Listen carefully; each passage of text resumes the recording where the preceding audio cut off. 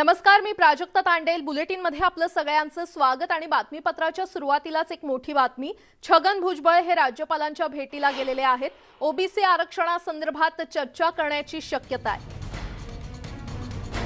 त्यामुळे आता ओबीसी आरक्षणाचा तिढा सुटणार का याकडे सगळ्यांचं लक्ष लागलेलं आहे। मंत्री छगन भुजबळ हे राज्यपालांच्या भेटीला गेलेले आहेत। या भेटी दरम्यान ओबीसी आरक्षणासंदर्भात चर्चा होण्याची शक्यता आहे। त्यामुळे आता त्यांच्या या भेटीकडे सगळ्यांचं लक्ष लागलेलं आहे। ओबीसी आरक्षणासंदर्भातला तिढा आता सुटणार का याकडे सगळ्यांचं लक्ष लागलंय।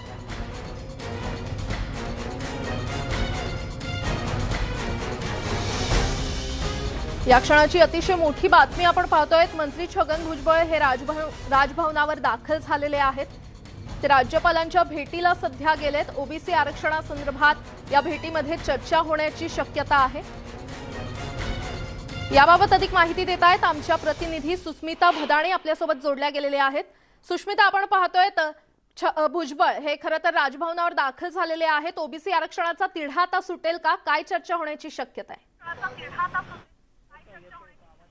खरं तर हसन मुश्रीफ, शंभूराजे भोसले हे सुद्धा आता छगन भुजबळ यांच्यासोबत राज्यपालांची भेट घेण्यासाठी इथे उपस्थित झाले आहे। एकूणच प्रस्तावावरती स्वाक्षऱ्या का झाल्या नाही, काही त्रुटी आहेत का याविषयी सुद्धा चर्चा होणार आहे। अजित पवारांनी ज्या पद्धतीने वक्तव्य केलेलं आहे त्यावरती सुद्धा चर्चा होणार आहे। आणि सगळ्यात महत्त्वाचं म्हणजे ओबीसी आरक्षणासंदर्भातल्या सगळ्याच विधेयकामध्ये राज्य सरकारने आपली भूमिका मांडलेली आहे। आता आपण बघतोय की याच राजभवनाच्या आतमध्ये छगन भुजबळ असतील, हसन मुश्रीफ असतील, हे सगळे आतमध्ये आहेत आणि आतमध्ये चर्चा सुरू आहेत। या चर्चांमधनंच विधेयकाच्या बाबतीतला गैरसमज किंवा काही त्रुटी असतील तर याविषयीचे स्पष्टीकरण राज्यपालांना दिलं जाणार आहे। छगन भुजबळ याविषयी स्वतः त्यांच्याशी बातचीत करणार आहे। त्यामुळे अगदी काही वेळामध्ये स्वतः छगन भुजबळ चर्चा झाल्यानंतर इथे येऊ शकतात। आणखीनही काही मंत्री या संपूर्ण प्रकरणामध्ये राज्यपालांशी बोलू शकतात। त्यांच्याशी बातचीत केल्यानंतरच या संपूर्ण प्रकरणामधला जे काही अडचणी आहेत त्या दूर होतील असं म्हणावं लागेल। निश्चितच सुष्मिता, अशीच सोबत जोडली रहा। आपण पाहतोय ओबीसी आरक्षणाच्या विधेयकावर आता राज्यपालांची स्वाक्षरी झाली नसल्याचं उपमुख्यमंत्री अजित पवार यांनी माहिती दिलेली आहे। तर छगन भुजबळ हे राज्यपालांच्या भेटीला गेलेले आहेत। सुष्मिता, पुन्हा एकदा तुझ्याकडे येते। उपमुख्यमंत्र्यांनी खरं तर ही माहिती दिली, याबाबत अधिकही अपडेट तुझ्याकडून घेत राहू। मात्र ही या क्षणाची मोठी बातमी आपण पाहतोय। ओबीसी आरक्षणासंदर्भातली ही मोठी बातमी आहे। ओबीसी आरक्षणाचा आता तिढा सुटणार का याकडे सगळ्यांचं लक्ष लागलेलं आहे। विधेयकावर राज्यपालांनी स्वाक्षरी केली असल्याचं त्यांनी म्हटलंय। उपमुख्यमंत्री अजित पवार यांनी ही माहिती दिलेली आहे।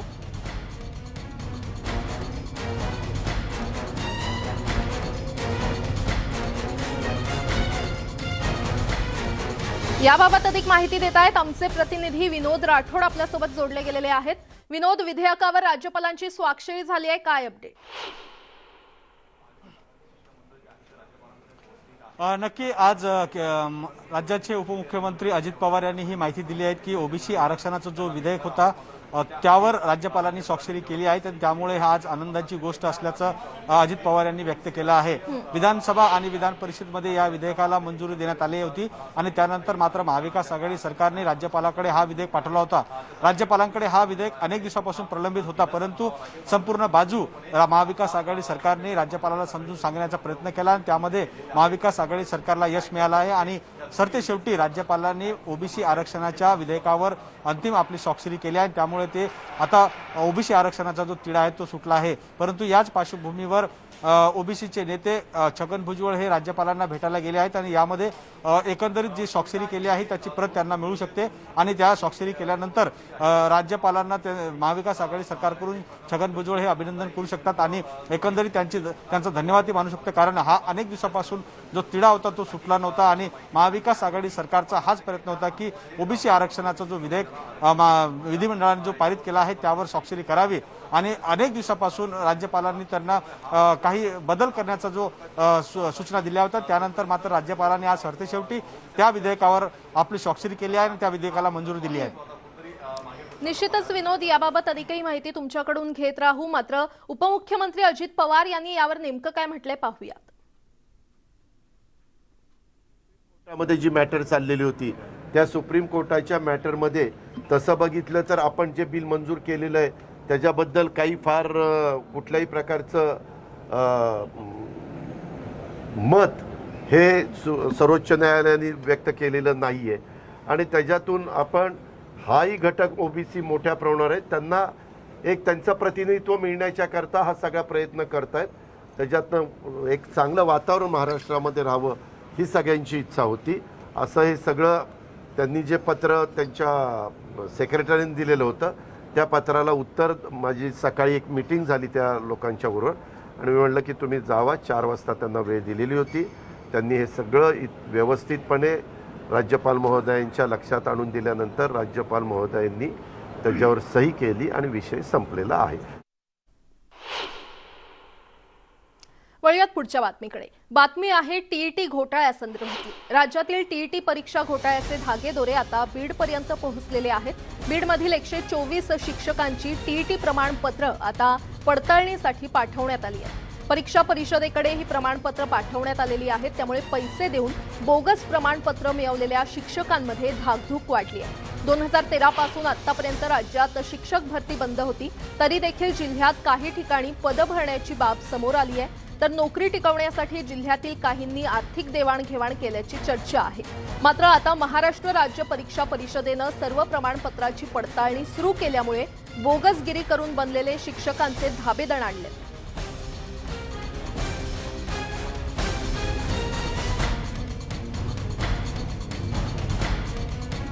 याबाबत अधिक माहिती देत आहेत आमचे प्रतिनिधी सुरेश जाधव आपल्यासोबत जोडले गेलेले आहेत. सुरेश, टीईटी परीक्षा घोटाळ्याचे धागेदोरे आता बीड पर्यंत पोहोचलेत, काय अपडेट?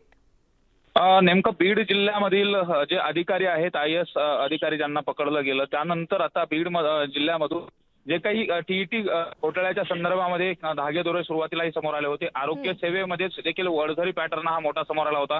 त्या आरोग्य सेवेच्या घोटाळ्यामध्ये येथील संजय सानप हा या आरोपीला देखील आणि त्यासोबत बीड जिल्ह्यातील जवळपास एक 10 आरोपींना या प्रकरणामध्ये अटक केली गेलेली आहे आणि यानंतर आता जे जिल्हा परिषदेमध्ये भरती झालेले शिक्षक आहेत त्यापैकी जवळपास 124 जणांचे जे टीईटीचे प्रमाणपत्र आहेत ते आता परीक्षा नियंत्रक विभाग जो पुण्याचा आहे त्यांच्याकडे ते पाठवण्यात आलेले आहेत. आता तिथून त्याचं व्हेरीफाय केलं जाणार आहे. जवळपास जो घोटाळा समोर आलेला होता त्यामध्ये तपासी अधिकारी आहेत त्या भाग्यश्री नवटक्के यांनी जी माहिती दिलेली होती त्यामध्ये जवळपास 60,800 विद्यार्थी जे आहेत, जे शिक्षक आहेत त्यांनी टीईटीचे बोगस प्रमाणपत्र दाखल करून नोकरी मिळवलेली होती. त्यामध्ये आता बीड जिल्ह्यातील किती आहेत हे सुद्धा शोधणं महत्वाचं राहणार आहे. 2019 जो टीईटी झालेली होती त्या टीईटी मध्ये ₹1,00,000, ₹2,00,000, ₹5,00,000 देऊन हे मार्क वाढवून घेतलेले होते आणि मार्क वाढवून घेऊन नोकरी जॉईन केलेली आहे. त्यामुळे आता साहजिकच ज्यांनी हे पैसे देऊन टीईटीचं प्रमाणपत्र घेतलं या होतं. सगळ्या शिक्षकांचे धाबे दणाणलेले आहेत. याबाबत अधिकही अपडेट तुमच्याकडून घेत राहू. तुर्तास धन्यवाद या सविस्तर माहितीसाठी. दरम्यान शासकीय परीक्षांमधील घोटाळा काही केल्यास संपत नसल्याचं दिसतंय. टीईटी म्हाडा परीक्षांमधील घोटाळा समोर आल्यानंतर आता म्हाडाची पुन्हा परीक्षा घेतली जाते. मात्र बीडमध्ये घेण्यात आलेल्या म्हाडा गृहनिर्माणच्या परीक्षेमध्ये चक्क डुप्लिकेट उमेदवार परीक्षा देण्यासाठी बसला असल्याचं समोर आलंय. या डमी विद्यार्थ्याला पोलिसांनी अटक केली असून त्याच्याकडे मायक्रोफोन आणि इतर साहित्य जप्त करण्यात आलंय. तसंच यामध्ये मोठं रॅकेट सक्रिय असण्याची शक्यता पोलिसांनी व्यक्त केली आहे. खरं तर प्रवेशपत्र तपासणीच्या वेळी परीक्षार्थीच्या नावाखाली दुसराच तरुण आतमध्ये घुसण्याचा प्रयत्न करत होता. चौकशी केल्यावर या तरुणानं तेथून पळ काढण्याचा प्रयत्न केला. मात्र त्या ठिकाणी असणाऱ्या महिला पोलीस कर्मचारी आणि एका पोलीस कर्मचाऱ्यानं त्याचा पाठलाग करून त्याला पकडलं. याबाबतचा अधिक तपास सध्या पोलीस करतायत. सदरील परीक्षार्थ्याला संशयावरून पकडलं गेलं. जेव्हा त्याची कसून चौकशी केली तेव्हा त्यांनी राहुल किसन सानप असं नाव सांगितलं. परंतु तो आणि त्याने जमा केलेलं ड्रायव्हिंग लायसन हे अगदी मॅच झालं नाही. म्हणून परत त्याच्याकडे आणखी चौकशी कसून केल्या असता की मी आधार कार्ड आणून देतो या बहाण्याने त्याने विजय कुमार यांच्या हातातले डॉक्युमेंट्स घेऊन पळण्याचा प्रयत्न केला. तर त्याला पोलीस प्रशासनाने पकडलं आहे. परंतु त्याच्याकडे डिव्हाइस वगैरे सापडलेले आहेत. याच्यावरून जर विचार केला असता तर तो मोठ्या रॅकेटशी संबंधित असण्याची शक्यता आहे. त्यांनी सांगितले की मी हा पेपर राहुल किसन सानप राहणार वडझरी तालुका पाटोदा जिल्हा बीड याच्या जागेवर पेपर देणार होतो असे सांगितले. त्याची झडती घेतली असता एक इयरफोन मक्खी बारीक असतो, बारीक इयरफोन, तसेच एक डिव्हाइस भेटला आम्हाला काळ्या रंगाचं आणि एक त्याचा मोबाईल, अशा 3 वस्तू त्याच्याकडून जप्त करण्यात आल्या आहेत. तसेच त्याचे बारीक सेल होते इयरफोनचे इत्यादी जप्त करण्यात आले आहे. आणि आता बातमी उस्मानाबादमधून. पीक विम्याच्या मागणीसाठी मुरुममध्ये शेतकऱ्यांनी बांधावरच अन्नत्याग आंदोलन सुरू केलंय. या आंदोलनामध्ये शेकडो शेतकरी सहभागी झालेले आहेत. या आंदोलनाचा आज 3रा दिवस असून शेतकऱ्यांना पीक विमा तात्काळ देण्याचे आदेश द्या असं निवेदन शेतकऱ्यांनी पंतप्रधान नरेंद्र मोदींना देखील पाठवलंय. उस्मानाबाद जिल्ह्यातील मुरुम तालुक्यातील हजारो शेतकऱ्यांना गेल्या 2 वर्षांपासून विमा मिळालेला नाहीये आणि या विम्याची रक्कम तात्काळ मिळावी यासाठी हे अन्नत्याग आंदोलन शेतकऱ्यांनी केलंय. विम्याची रक्कम शेतकऱ्यांना मिळेपर्यंत आंदोलन सुरूच ठेवण्याचा निर्धार शेतकऱ्यांनी व्यक्त केला.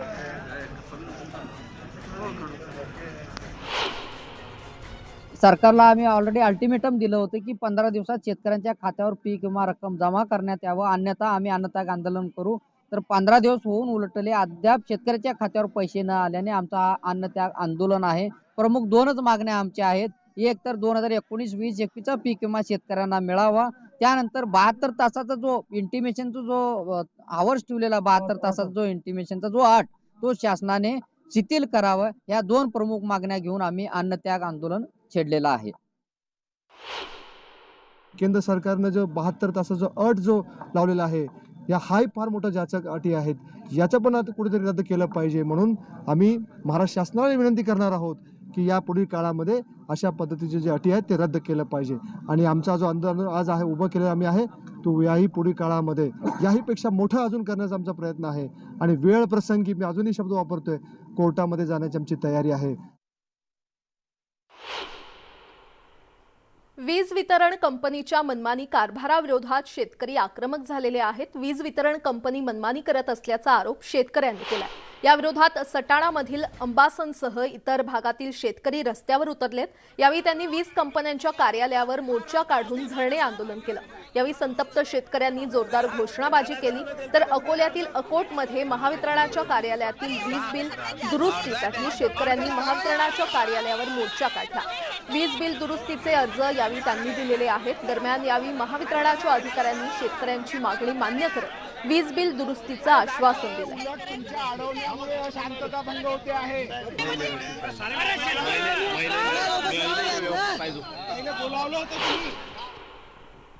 आता बातमी आहे बुलडाणा जिल्ह्यातून. बुलडाणामधील वडनेर भोलजी प्राथमिक आरोग्य केंद्रावर शिवसेनेनं आरोग्य केंद्राला टाळं ठोकत आंदोलन केलंय. आरोग्य विभागाचे प्रभारी DHO सांगडे यांनी अधिकार नसताना देखील पैसे घेऊन एका महिला कर्मचाऱ्याची बदली केली आहे. या केंद्रावर 38 कर्मचाऱ्यांची गरज असताना फक्त 18 कर्मचारी असताना या महिला कर्मचाऱ्याची देखील बदली केल्यानं शिवसेनेनं निषेध आंदोलन केलंय.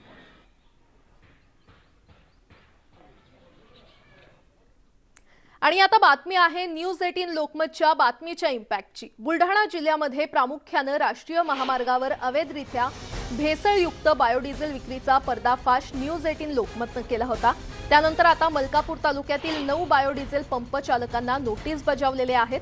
या चौकशी अंती बायोडिझेल पंप चालकांविरोधात कारवाई करणार असल्याचं प्रभारी जिल्हा पुरवठा अधिकारी रुपेश खंडारे यांनी सांगितलंय. गेल्या अनेक महिन्यांपासून जिल्ह्यात राजरोसपणे कुठलीही परवानगी नसताना बायोडिझेलची विक्री सुरू होती आणि त्यावर आता कारवाईसाठी पुरवठा विभागानं कंबर कसली असून या बायोडिझेल माफियांवर कारवाई होण्याची शक्यता नाकारता येत नाहीये.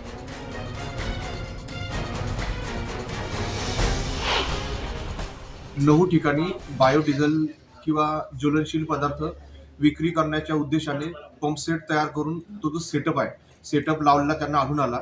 त्या आधारावर त्यांनी संबंधिताकडे परवानगीची मागणी केली. त्यांच्याकडे कोणत्याच प्रकारची परवानगी नव्हती. त्यामुळे त्यांनी ते 9 ठिकाणी ते सदर पंपसेट सील केलेले आहेत. पुरवठा कार्यालयाने त्यांना नोटीस काढलेल्या आहे. त्यांचा खुलासा बोललेला आहे.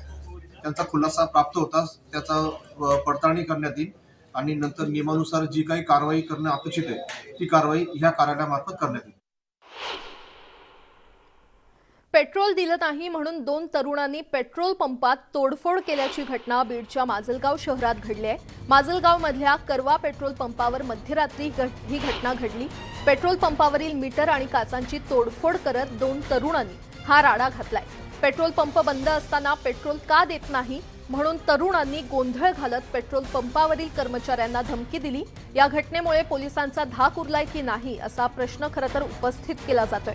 राडा करणाऱ्या तरुणांवर कारवाईची मागणी देखील आता करण्यात येते।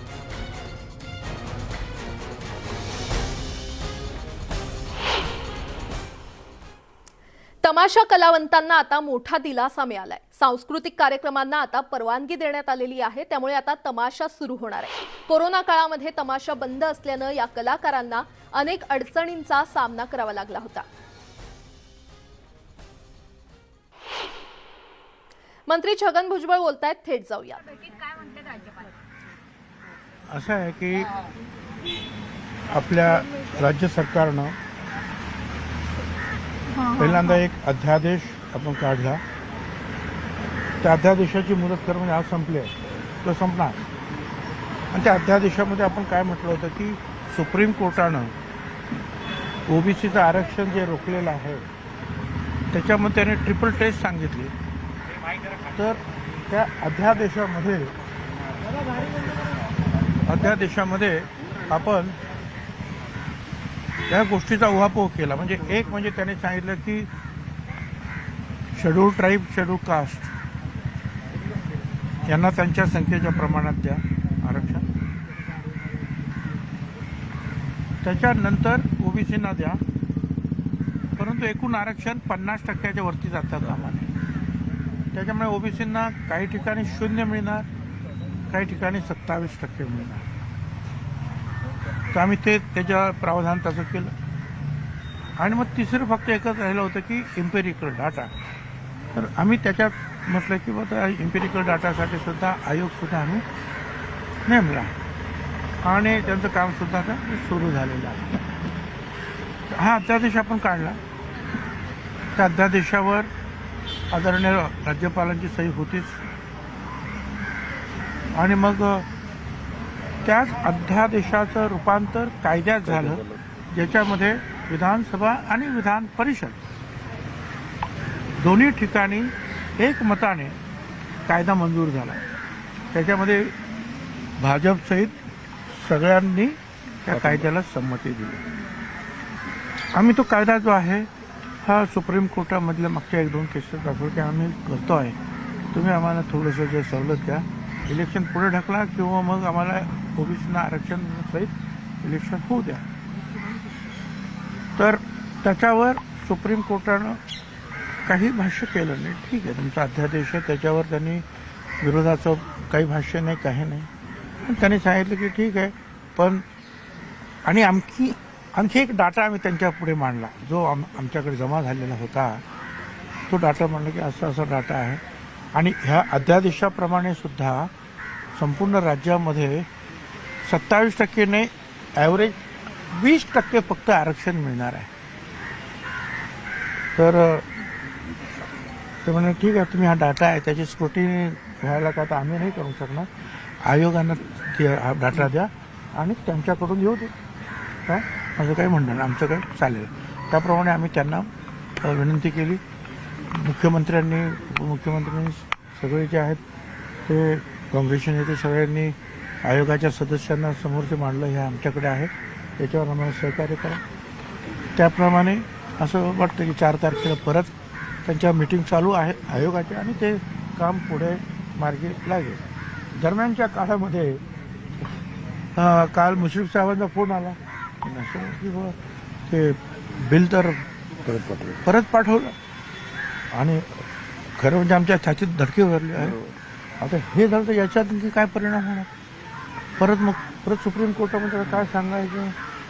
आणि मग सकाळी उठल्याबरोबर मी पवार साहेबांना फोन केला, म्हणलं सर अशी परिस्थिती आहे। त्यांनी सांगितलं की ठीक आहे, तुम्ही परत पाठवा तुमच्याकडे आणि स्वतः तुम्ही दोघं जाऊन राज्यपालांना विनंती करा। मग मी मुख्यमंत्र्यांना फोन केला, मुख्यमंत्री तेच म्हणाले की ठीक आहे, आपण परत पाठवूया आणि तुम्ही जाऊन प्रत्यक्ष त्यांना विनंती करा राज्यपालांना की त्यांचा काही गैरसमज झाला असेल तर तो दूर करा. ठीक आहे म्हणा. आणि मी ताबडतोब आलो मुंबईमध्ये. येताना मी देवेंद्र फडणवीस यांच्याशी सुद्धा संपर्क केला आणि त्यांना सांगितलं बाई असं झालेलं आहे आणि याच्यामध्ये आपण सगळ्यांनी एकमताने जर कायदा केला आहे तर मग त्याला विरोध होणं आणि मग पुढचं आपलं काम सगळं थांबेल. तर याच्यामध्ये हालचाल केली पाहिजे. त्यांनी सांगितलं मी ताबडतोब बोलतो राज्यपालांशी. त्यांचा नंतर दुपारी फोन आला होता की ते राज्यपालाशी बोललेले आहेत आणि सकारात्मक काम सगळं होईल.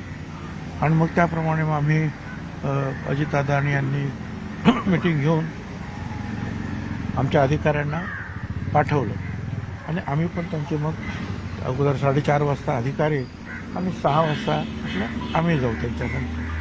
त्याप्रमाणे त्यांच्या अपॉइंटमेंट घेतल्या. आमचे अधिकारी आले आणि त्यांनी पण समजावून सांगितलं. तोपर्यंत अर्थात मीडियामध्ये तुमची चर्चा थोडीफार सुरू झाली होती आणि मला आनंद आहे की राज्यपालांनी त्याच्यावर ताबडतोब सही केली. मग आम्ही आता त्यांचे जे आहे म्हणजे विनंतीच्या ठिकाणी त्यांचे आभार मानण्यासाठी आम्ही खास गेलो की एका मोठ्या संकटातून सुटल्यासारखं आम्हाला झालं. कारण नाहीतर आजच अध्यादेश मुदत संपते आणि कायदा पण अस्तित्वात नाही तर 0 आरक्षणावर आम्ही परत आलो असतो एकदम उद्यापासून. त्याच्यामुळे फार काळजी होती. त्याच्यामुळे त्यांनी ताबडतोब केल्यामुळे त्यांचे आम्ही खास आभार. नेमकं आता काय समजायचं आपल्याला जे सांगितलं की 50% मर्यादेत ओबीसी राजकीय आरक्षण देण्याच्या विधेयकावर सही झाली आहे. म्हणजे निवडणुकांवर याचा परिणाम नेमका काय समजायचा? निवडणुकी आता याच्या पुढे जे आहे हे आम्हाला सुप्रीम कोर्टाने सांगितलं मागच्या हिअरिंगमध्ये आणि 8 तारीख दिलेली आहे आणि त्या 8 तारखेपर्यंत आमची अपेक्षा आहे की सन्मान्य आयोग जो आहे ओबीसी आयोग तो आम्हाला इंटरिम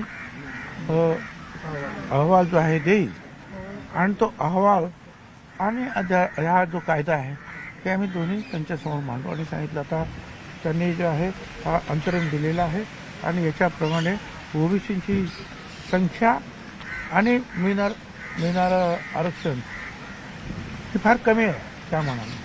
म्हणजे काही लोकांनी सांगितलं नॅशनल सॅम्पल सर्वेने की तो काहीतरी 46-47% आहे. परत त्याच्यामध्ये आपण भटक्या विमुक्ती मिळवल्या की तो परत 53-54 होतोच आहे. काही नाही सांगितलं 39% आहे. आता 39 म्हणा किंवा 49 म्हणा पण आपल्याला तर 27च मिळत आहेत आणि खरं तर ॲक्च्युअल फक्त 20च मिळत आहेत. मग अडचण येण्याचं काही कारण नाही. आम्ही हे सगळ्या गोष्टी ज्या आहेत 8 तारखेला सुप्रीम कोर्टात मांडू आणि माझी खात्री आहे की या पुढच्या निवडणुका आपल्याला ओबीसी आरक्षणासहित घेण्याची संधी मिळेल. तर निवडणूक आयोगाला हा कायदा बंधनकारकच असणार. हो नक्की. निवडणूक आयोग हा कायदा अर्थात आणि त्याच्यामध्ये निवडणूक आयोगाला कायदा बंधनकारक आहे त्याचप्रमाणे सुप्रीम कोर्टाचे आदेश सुद्धा बंधनकारक असतात. त्याच्यामुळे त्या कायदा झालेला आहे आणि सुप्रीम कोर्टाने सुदैवानं आपल्याला सांगितलं की तुम्ही इंटरिम द्या आम्हाला. त्यामुळे तिथून सुद्धा जे आहे आपल्याला संमती मिळेल. त्याच्यामुळे काही अडचण येणार नाही. भुजबळ साहेब थोडक्यात ओबीसी आरक्षणाशिवाय यापुढे आता राज्यात निवडणूक होणार नाही. होईल तर ओबीसी आरक्षणासहितच होईल. त्याच्यासाठी आम्ही प्रयत्नाची पराकाष्ठा करतो आहोत आणि सगळ्यांना बरोबर घेऊन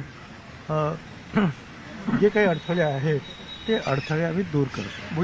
राज्यपालांकडे इतर फायली देखील पेंडिंग आहेत. 12 आमदारांची देखील फाईल आहे. त्या संदर्भात देखील सकारात्मक दिसतील. त्या संदर्भामध्ये आता असं आहे की आमचं म्हणणं म्हणजे ठीक आहे 12 आमदारांच्या फायली राज्यपाल महोदयांकडे आहेत. 12 आमदार जे आहेत तिकडे विधानसभेच्या बाहेर आहेत. आमचं म्हणणं आहे की हे ठीक आहे हे विधानसभेतलं आहे परंतु त्याचा आणि ओबीसीचा संबंध जो आहे हा जोडता कामा नये. कारण ओबीसीसाठी सगळेच लढत आहेत आणि ह्या तुमच्या ह्या अडचणी म्हणा किंवा भांडण म्हणा त्याचा ओबीसीच्या आरक्षणावर परिणाम होण्याचं काही कारण नाही. कारण त्यांनी काय केलेलं त्यांना त्यांचं आरक्षण द्या बाकी हे चालेल. आता ह्या बाबतीमध्ये सुद्धा काही दिवसामध्ये हे सगळे बसतील एकत्रित आमचे मुख्यमंत्री उपमुख्यमंत्री काँग्रेसचे लीडर सगळे आणि निश्चितपणे काहीतरी मार्ग काढण्याचा प्रयत्न करू. भुजबल साहब, आज आप राजभवन में राज्यपाल से मिलने गए थे ओबीसी आरक्षण को लेकर, क्या मांग रखी आप लोगों ने, क्योंकि बीएमसी के चुनाव को लेकर नोटिफिकेशन भी जारी हो गया है वार्ड का संदर्शन का। आज के तारीख में जो है ओबीसी का आरक्षण नहीं है और पिछले जो कुछ इलेक्शंस हुए हैं वो ओबीसी के आरक्षण के सिवा हो गए और यही बात अगर ऐसी चली आगे तो सारी जो संस्था है, मतलब मुंबई म्यूनिसिपल कॉर्पोरेशन हो, पूना हो, नासिक हो या जिला बोर्ड जो है वो है, ये पंचायत राज, सब जगह आरक्षण खत्म है आज। तो इसके लिए हमने जो है एक अध्यादेश और जिसको फिर कानून में उसको रूपांतरित किया, जो है एक मत से सारे लोगों ने जो है कोई अपोज या विरोध नहीं किया है।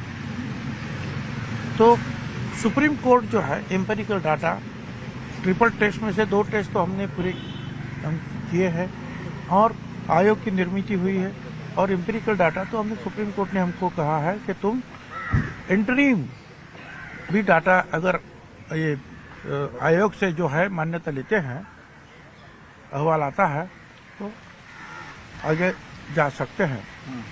तो और बीच में जो है फिर आज ये जो है ये अध्यादेश जो पहला निकला था ओबीसी के बारे में तो आज ही खत्म होता है और आज अगर कानून जो बना है उसके ऊपर सिग्नेचर नहीं होता है तो ना तो अध्यादेश है ना तो नया कानून है। तो इसका मतलब कल से जो है बिल्कुल जीरो पर कोई आशा नहीं। तो इसलिए हमने जो है सुबह से काम पर लगे थे। पवार साहब से बात हुई, मुख्यमंत्री से बात हुई, उप मुख्यमंत्री से बात हुई, सबसे बात हुई और सभी ने कहा कि राज्यपाल महोदय से जाकर आप विनती करें और उनको अगर कुछ उनको एक समझ में कुछ समझाने की कोशिश करो, अगर कुछ उनकी शंकाएं हैं तो उनको दूर करो। तो फिर जो है उप मुख्यमंत्री ने जो है अजित पवार जी ने मीटिंग भी लिया, अधिकारियों को बोला कि आप भेज दो और 4:30 बजे उनकी अपॉइंटमेंट थी और 6 बजे फिर हम जाने वाले थे उनको दरख्वास्त करने के लिए। तो मगर और फिर से जो हमने देवेंद्र फडणवीस से भी बात की, बीजेपी के विरोधी पक्ष नेता हमारे। तर मंत्री छगन भुजबळ यांनी राज्यपालांशी भेट घेतलेली आहे आणि या भेटीमध्ये ओबीसी आरक्षणावर चर्चा झाली आहे। राज्यपालांचे महाविकास आघाडी सरकारकडून आम्ही आभार मानले असल्याचं देखील भुजबळांनी स्पष्ट केलंय। यासोबतच इतरही काही महत्त्वाच्या बातम्या आपण पाहणार आहोत। तुर्तास एक छोटासा ब्रेक पाहत रहा न्यूज 18 लोकमत।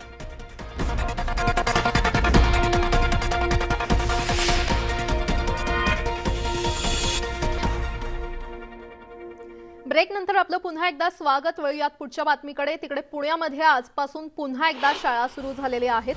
1ली ते 8वी पर्यंतचे वर्ग एका सत्रात भरवण्यात आले तर 9वी आणि 12वी पर्यंतचे वर्ग हे पूर्ण वेळ सुरू होणार आहेत। कोरोनाचे सर्व नियम पाळून शाळा पुन्हा सुरू झालेल्या आहेत। त्यामुळे पुण्यातील शाळांमध्ये विद्यार्थ्यांचा किलबिलाट पाहायला मिळाला।